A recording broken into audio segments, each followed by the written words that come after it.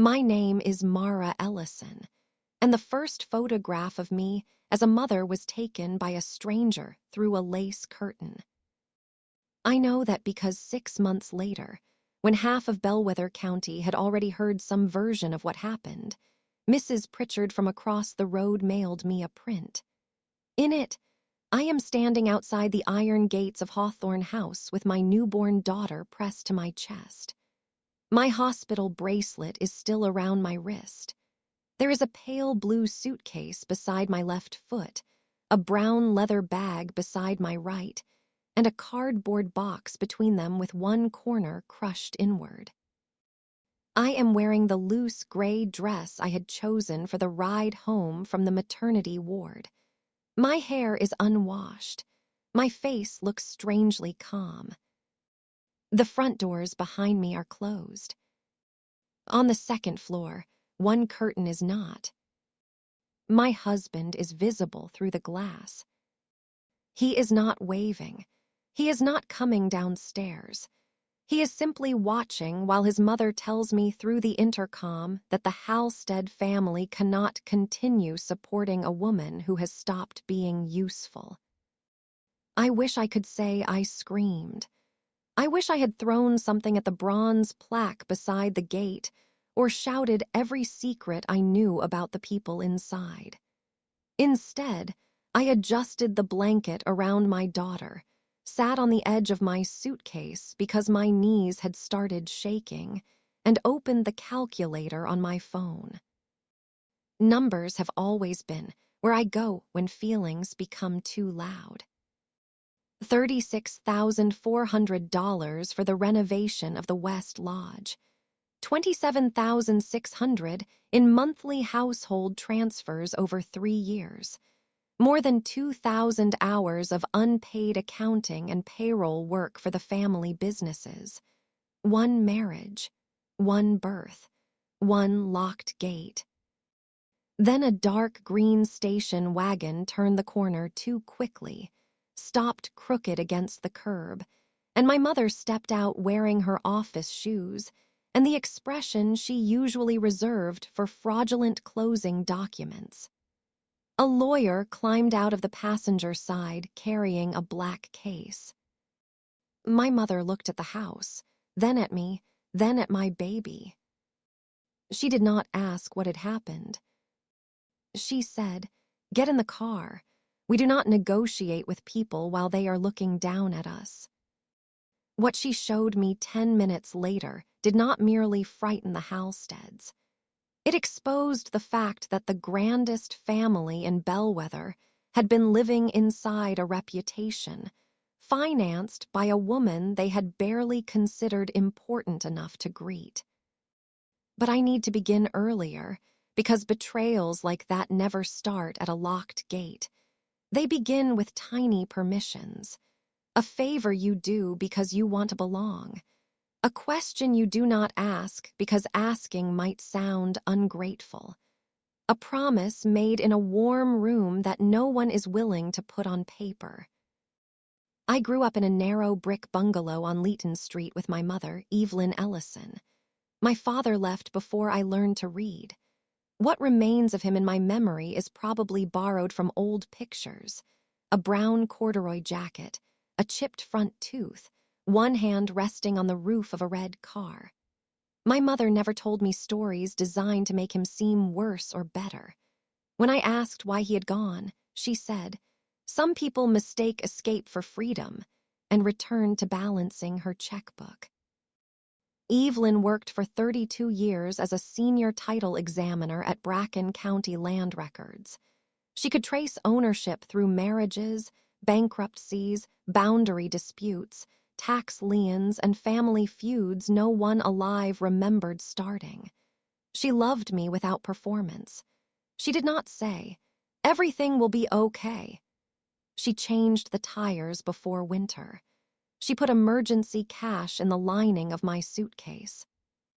She kept copies of my birth certificate in 3 separate places and taught me never to sign the last page of anything before reading the first. Her favorite sentence was, People reveal themselves fastest when you ask for the terms in writing. As a teenager, I found her exhausting.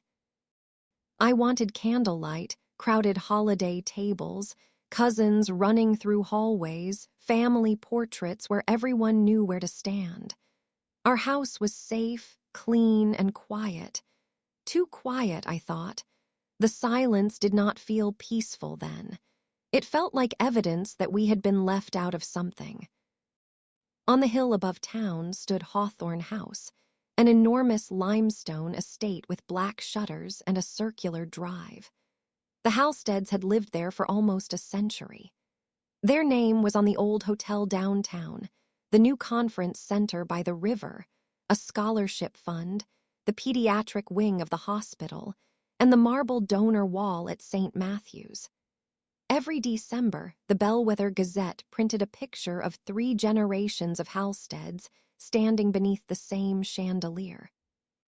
When I was 13, I pointed to that photograph and told my mother that families like theirs never seemed alone. She studied the newspaper for a moment and said, "A full room can hide an empty house." I rolled my eyes so dramatically, I nearly injured myself. Years later, I would understand that she had not been speaking philosophically. She had seen the Halstead property records. I became a financial controls consultant because numbers behaved better than people. By 26, I had a small office above a pharmacy, a blue sign on the door, and enough local clients to pay myself regularly. I helped restaurants find where inventory disappeared. Family companies separate business expenses from personal vanity, and nonprofits build systems that did not collapse whenever one trusted person went on vacation. I met Julian Halstead during an audit of the Bellwether Grand Hotel.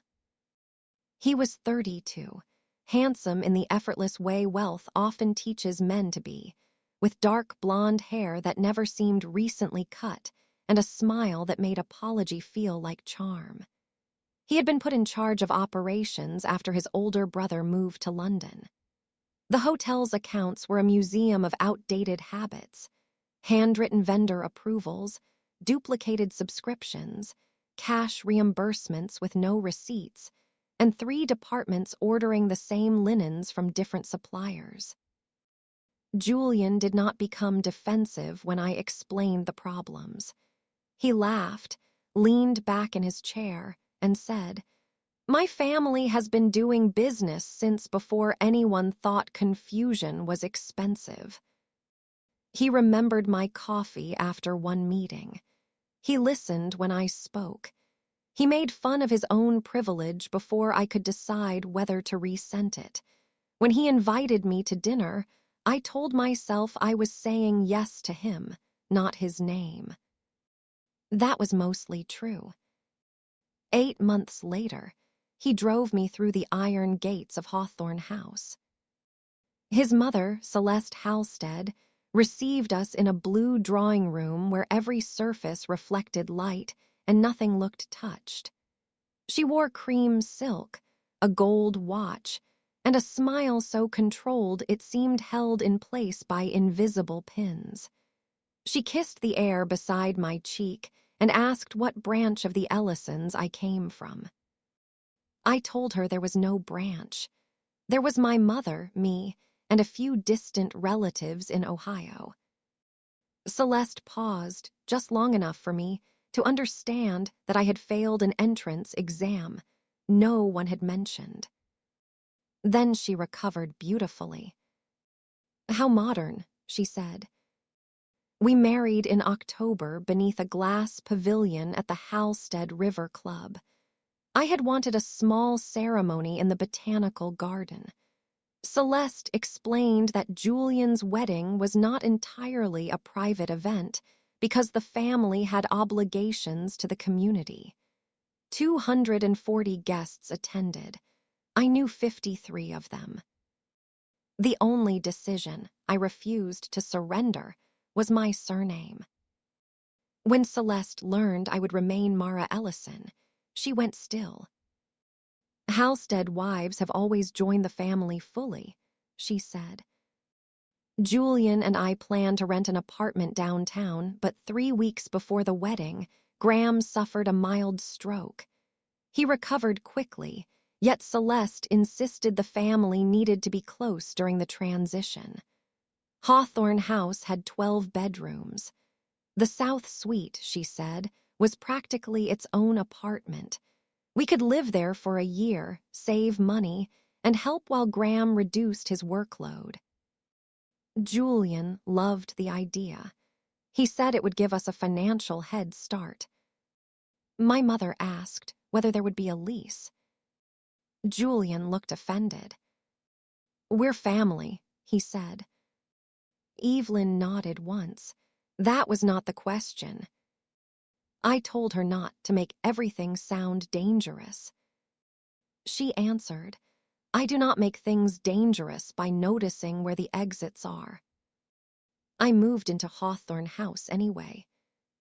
For the first month, it felt like the childhood fantasy I had carried for years. Breakfast appeared beneath silver covers. Fresh flowers were replaced before they wilted. On Sundays, cousins and aunts filled the dining room. Someone always opened another bottle of wine. The house seemed to remember every holiday before it happened. Then Celeste brought me a green leather ledger. She placed it on the breakfast table between the marmalade and the toast and explained that every adult household member contributed to shared costs. Our portion, based on 2 occupants, would be $750 a month. It covered food, utilities, staff, grounds, and the general maintenance of family standards. I asked how the figure had been calculated. Celeste smiled. Fairness does not need to be complicated. Julian was scrolling through his phone. He said it was still far less than rent. Then Celeste added that the Halstead Foundation had fallen behind on bookkeeping. Since I was already part of the family and so gifted with systems, perhaps I could help until they hired someone permanent. The permanent person was never hired. Within 6 months, I was reconciling the foundation, reviewing payroll for the hotel, checking vendor contracts for the conference center, and preparing monthly household summaries for Celeste. None of it was paid. Whenever I hinted that the work had grown beyond a favor, Julian reminded me how much. We were saving by living there. The arithmetic never actually supported that claim, but belonging has a way of changing what people are willing to call a bargain. The Halsteads were not wealthy in the way Bellwether believed. They were asset-rich, cash-poor, and committed to pretending those were the same thing. The hotel produced revenue but carried expensive debt. The conference center had never met its original projections. The foundation gala cost nearly as much as it raised. Hawthorne House required constant repairs, 4 employees, security, landscaping, heating bills that could have supported a small school, and insurance premiums that rose every year. Yet nothing visible could be reduced. When I suggested closing one wing during winter, Celeste said guests expected the house to remain ready. When I proposed ending the River Club's second corporate membership, Graham said the family's influence depended on access. When I recommended selling 2 of the 6 vehicles, Julian told me not to embarrass his father. The family did not manage money. It managed appearances, and money was expected to behave accordingly. One expense bothered me more than the others. Every month, Hawthorne House Holdings transferred $1,280 to a company called Meridian Custodial Services. The payment had existed for years. The description field was empty.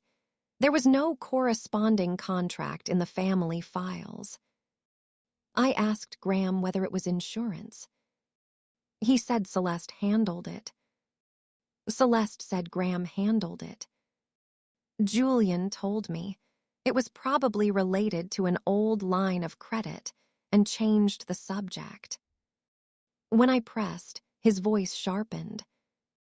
Mara, not every family document needs to become one of your investigations. It was the first time he had made my competence sound like a character defect. I stopped asking. Behind Hawthorne House stood a neglected stone building called the West Lodge. It had once housed the estate manager, then visiting relatives, then decades of broken chairs and damp cardboard boxes. The roof leaked.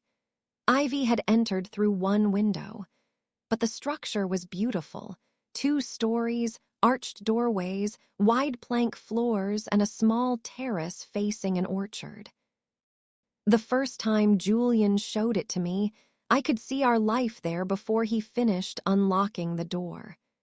A kitchen with open shelves, a desk by the terrace, a nursery under the sloped ceiling, our own front door, close enough to help his parents but far enough to breathe. Celeste recognized my longing immediately.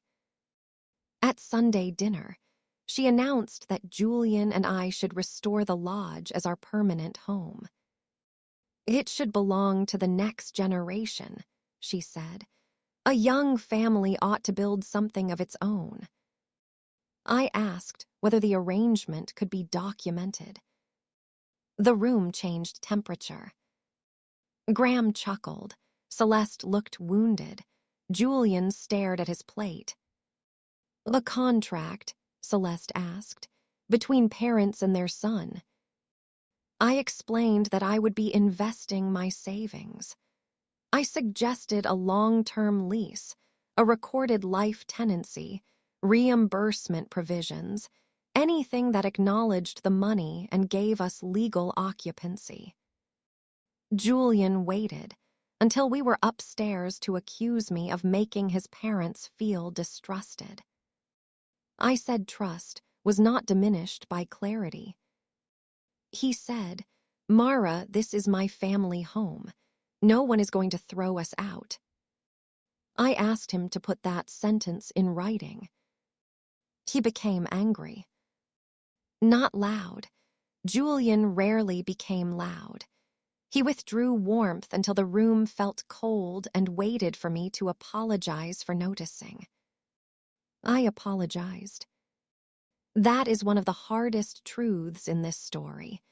No one forced me to transfer my savings.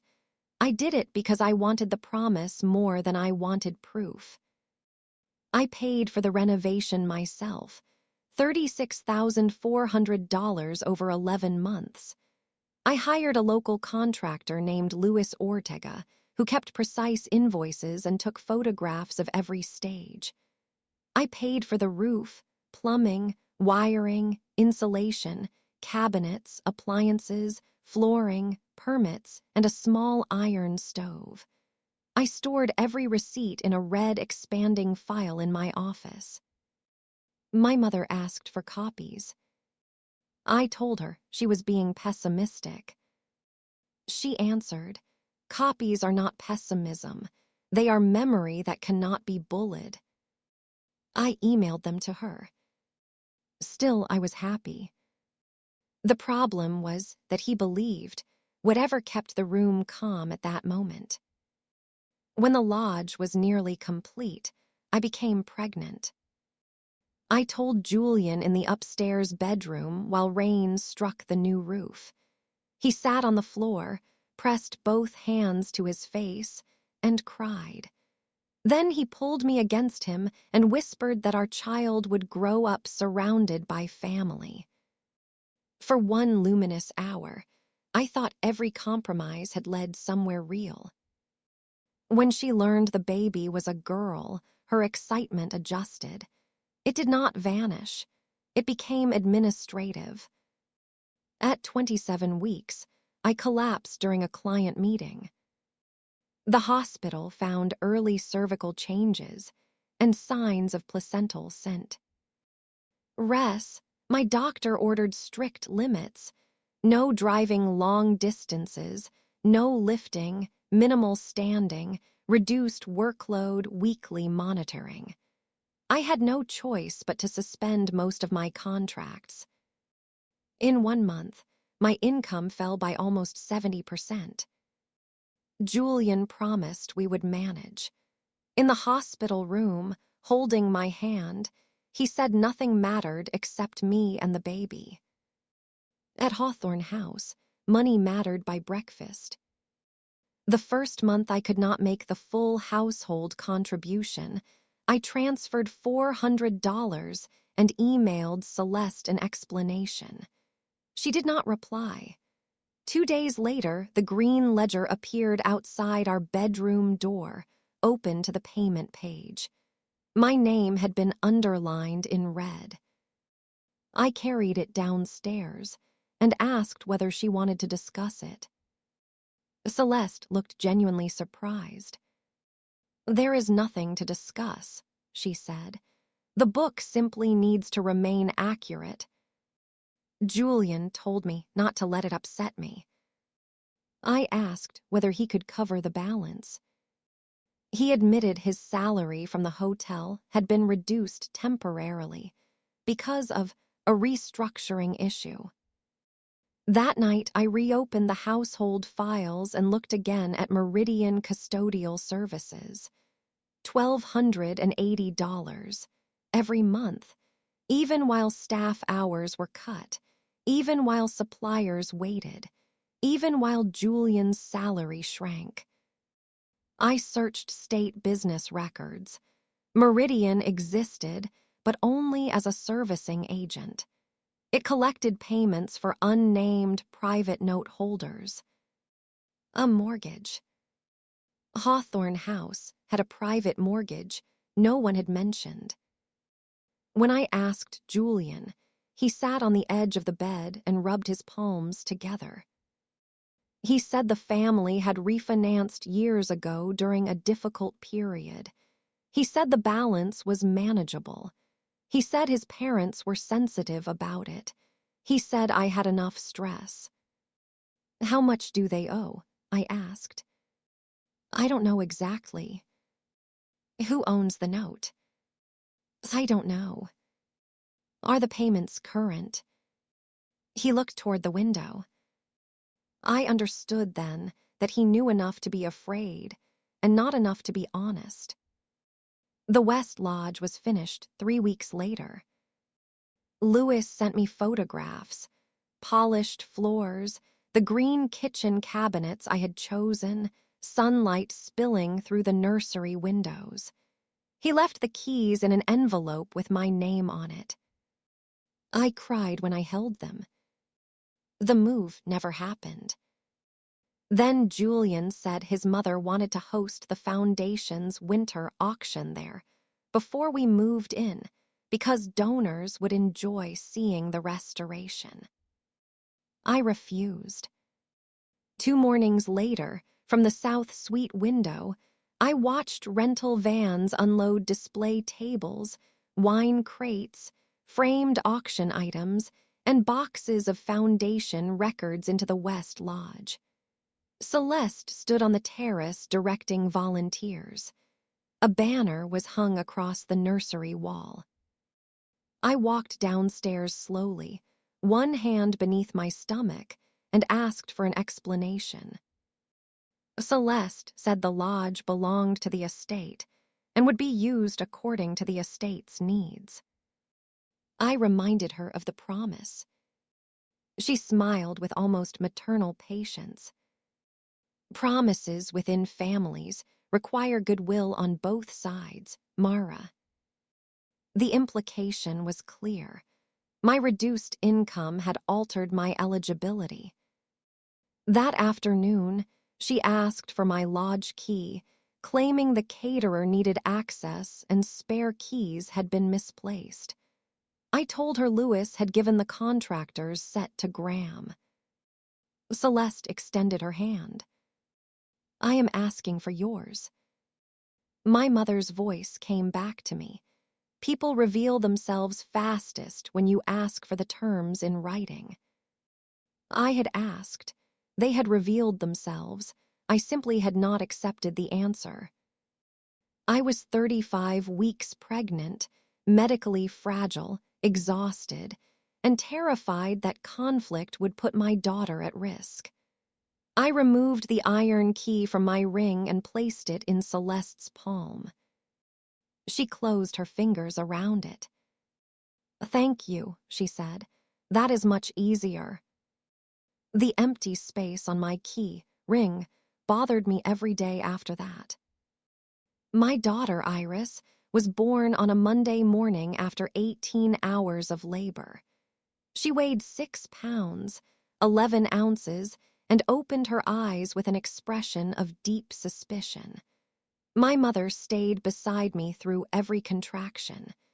Julian arrived late because Graham had called an emergency meeting with the hotel's lenders. He entered the delivery room pale and distracted, kissed my forehead, and promised he would explain everything once the baby came. Then Iris cried, and every unanswered question disappeared beneath the sound. My mother watched her leave, and then asked the nurse to close the door. "Mara," she said, "when you are discharged, call me before you leave the hospital." I told her Julian was taking us home. "Call me anyway." Her tone made me look up. "Why?" "Because I am asking you to."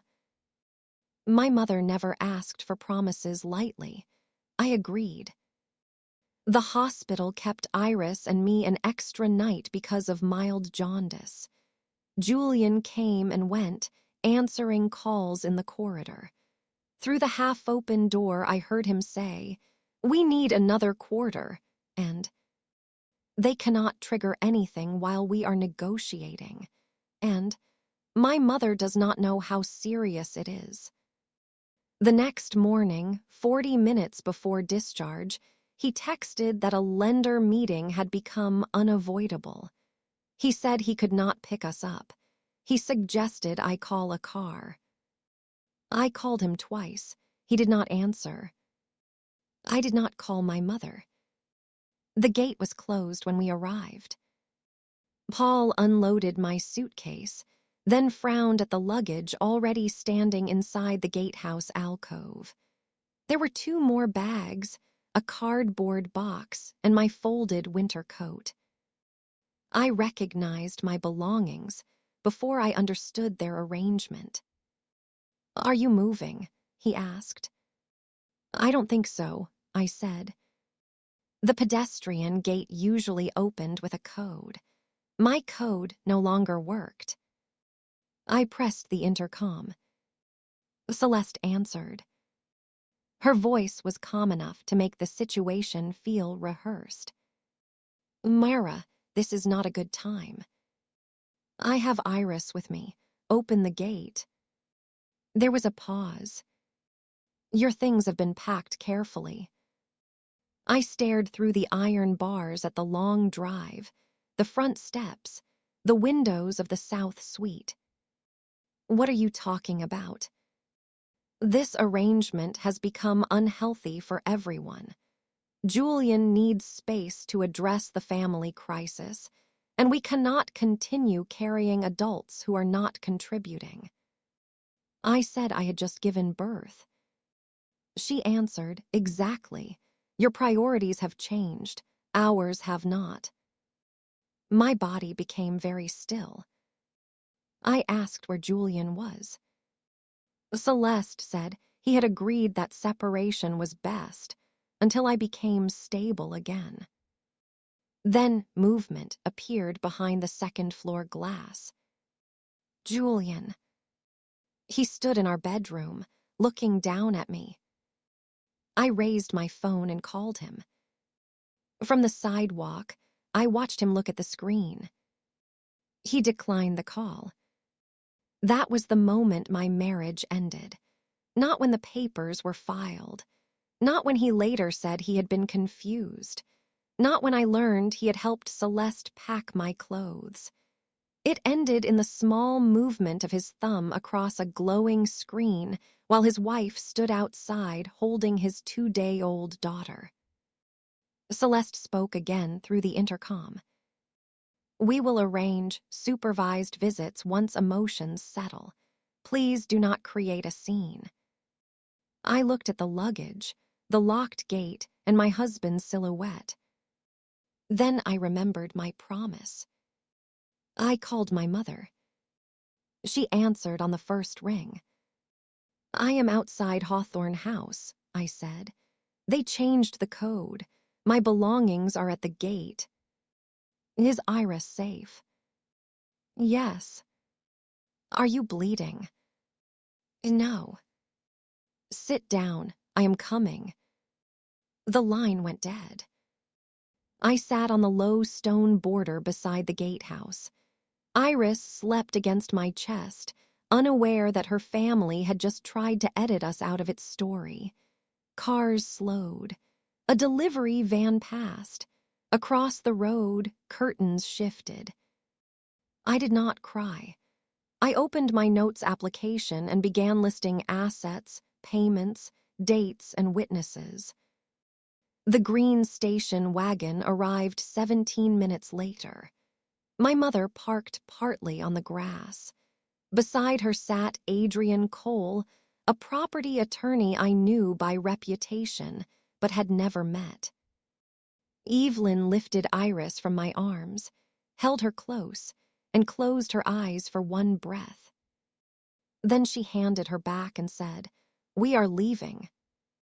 I asked who Adrian was. "My lawyer," she said. "For what?" She looked toward Hawthorne House. "For the roof." We drove 3 streets away and stopped behind the closed public library. Adrian turned in the passenger seat while my mother opened a document wallet across the center console. The first page carried the name Northline Asset Trust. Below it was the legal description of Hawthorne House. I recognized the parcel number because I had entered it on insurance forms. I recognized Meridian Custodial Services as payment agent. I recognized the monthly amount. What I did not recognize was the name of the beneficiary. Evelyn Ellison, trustee. For several seconds, all I could hear was Iris breathing. "You own their mortgage," I said. My mother corrected me automatically. "The trust owns a private note secured by the property. Ownership of debt is not ownership of the house."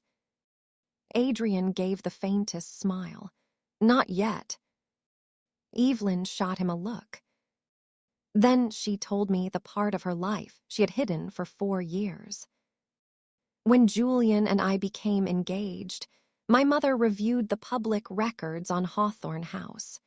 She found multiple refinances, subordinate liens, and a private bridge loan taken after the hotel's river expansion failed.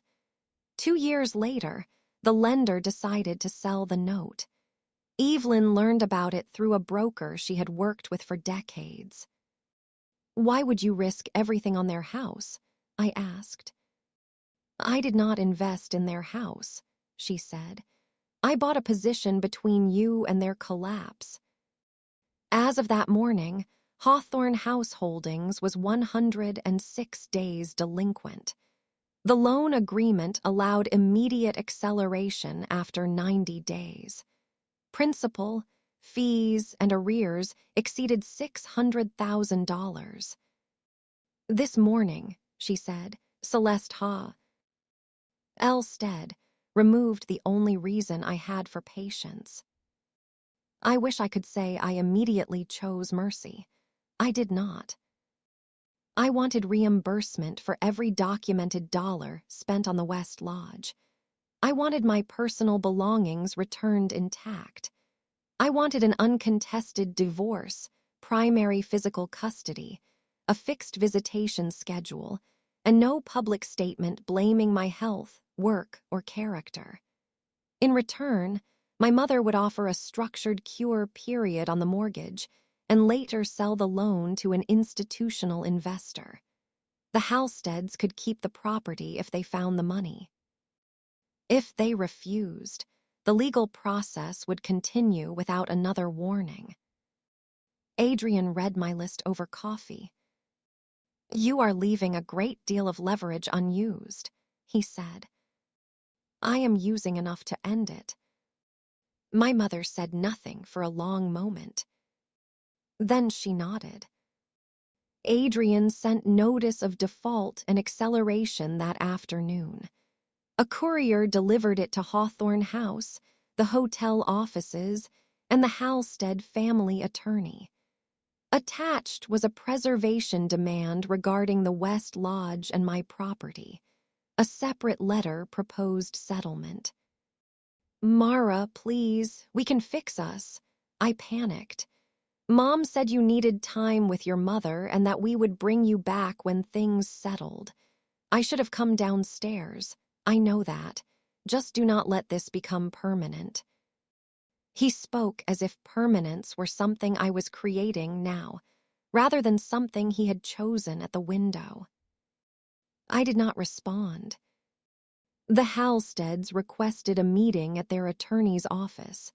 I declined. I asked that it take place at Hawthorne House.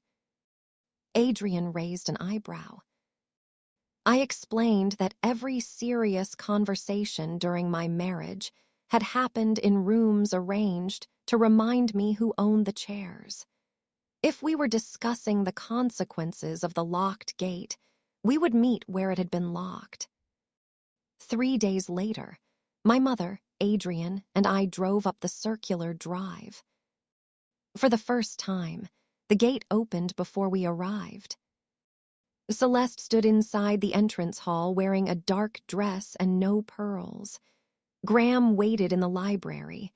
Julian hovered near the staircase.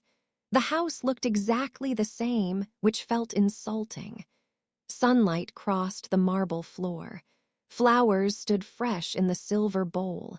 Somewhere a clock chimed 11. Adrian placed the loan documents on the library table in a precise row. The original note, assignments, servicing history, delinquency ledger, default notice, and estimated foreclosure timeline. Graham read the trust name twice. Celeste looked at my mother. "You purchased our debt." Evelyn answered. "A broker offered a lawful investment secured by real property. I purchased it." "You targeted us." "I protected my daughter from a risk you concealed." Celeste's face tightened. "Mara was not entitled to our private finances." "She was contributing to them," I said. Julian stepped forward. "Can we please stop speaking like this is a trial?" I turned toward him. "You watched your mother lock your wife and newborn outside. What setting would make that feel less like evidence?" He looked down. Graham attempted authority. He said Hawthorne House had survived wars, depressions, and economic crises. He said the family had relationships with banks, trustees, and community leaders. He implied that my mother did not understand the damage of challenging the Halstead name publicly. My mother listened until he finished. Then she tapped the delinquency page. "The payment history does not contain your name's reputation. It contains dates." Silence settled over the room. Celeste broke it. "I gave Myra a home." I opened the red expanding file and placed the renovation invoices beside the mortgage documents. "You gave me access to a building you did not want to repair. I paid to make it valuable. Then you took the key. I showed them contractor statements, bank transfers, permit fees, material receipts, and photographs. $36,400 documented to the cent. Celeste stared at the total. Her expression did not show surprise at the amount. It showed surprise that I had preserved proof. The lodge remains part of the estate, she said. Exactly, Adrian replied, which is why the estate received the benefit. He explained unjust enrichment, reliance, constructive trust theories, and the risk of litigation. He did not raise his voice. He did not need to. Julian finally spoke directly to me.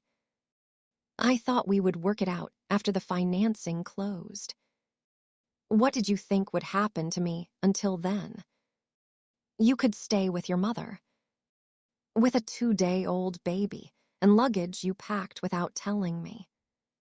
His face changed. I packed the clothes because Mom said it would be less upsetting if everything was ready. There it was, the confession I had not wanted and already knew. He had not merely failed to stop her. He had participated in making my removal efficient. Celeste turned toward him sharply, but the damage was done. ISL. Id my settlement terms across the table. You have 7 days to accept. The reimbursement can be paid over 6 months, secured by the sale of non-essential assets.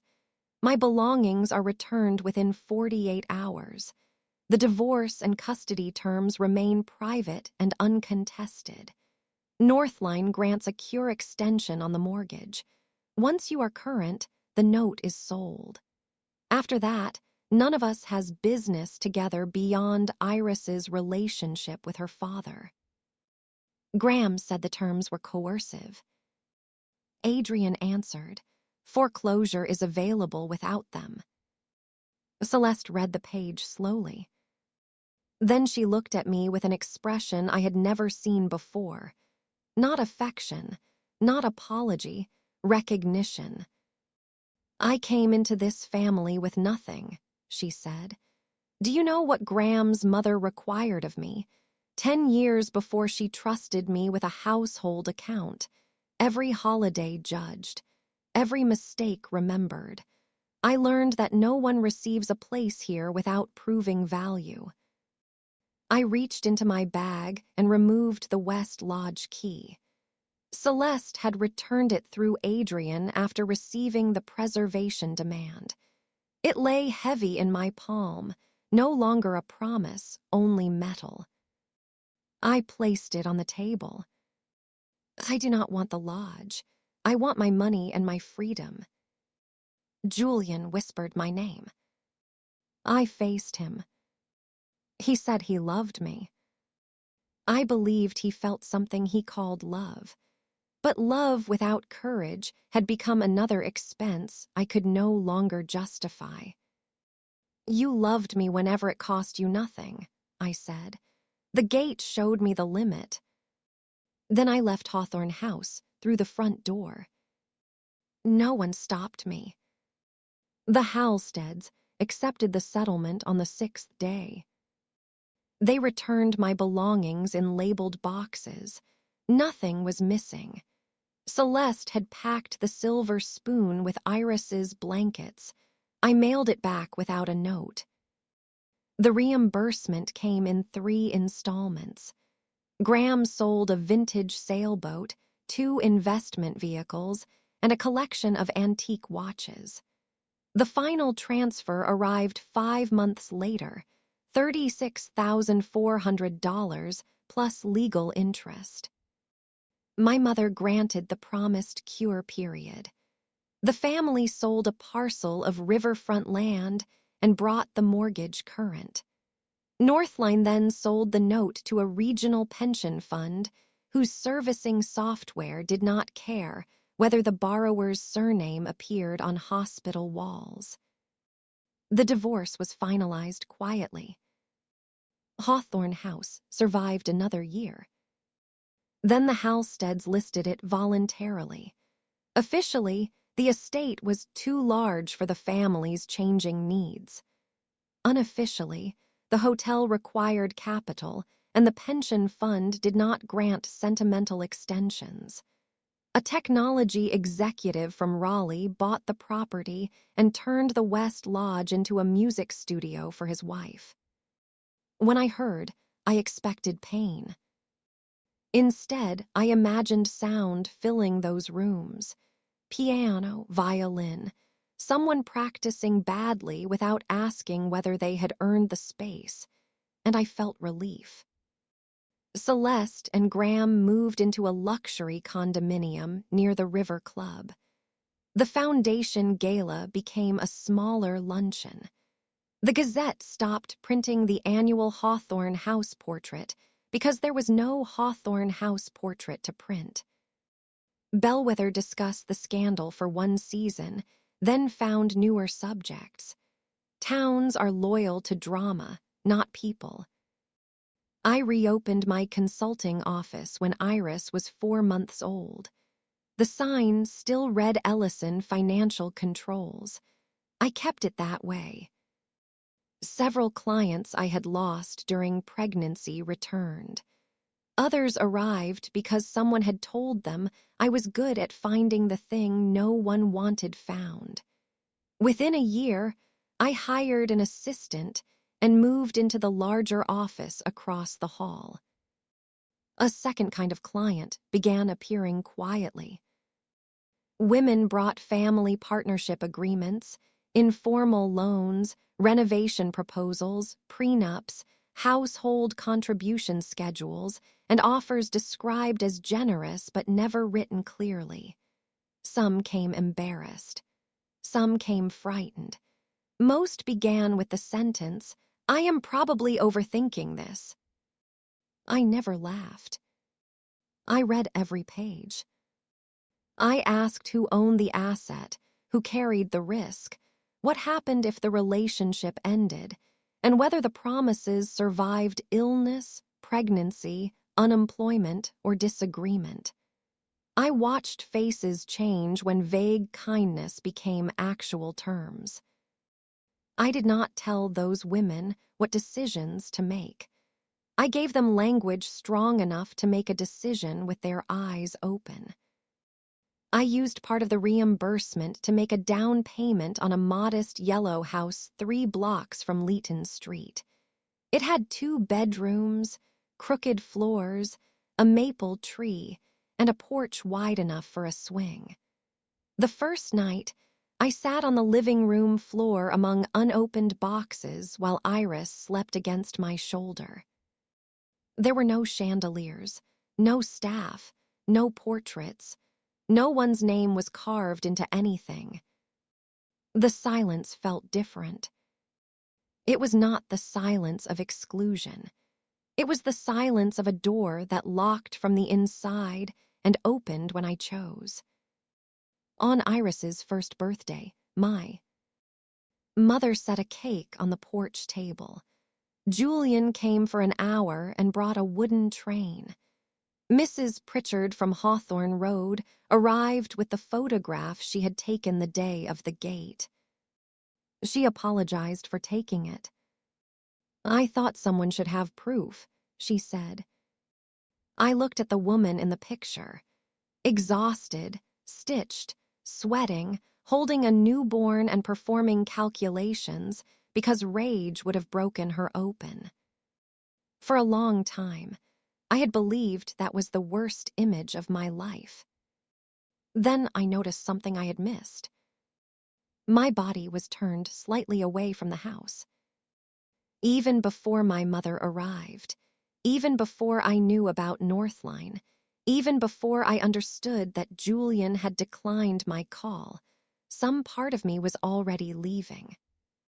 I framed the photograph and hung it in my office beside another picture taken that birthday. Evelyn on one side, me in the middle, Iris on my lap, all three of us laughing because the cake had collapsed. The first photograph shows a family refusing me. The second shows the family that came when called. I keep both because healing is not pretending the gate never closed. Healing is understanding that the closed gate redirected me toward a life where no one calculates my worth before opening the door.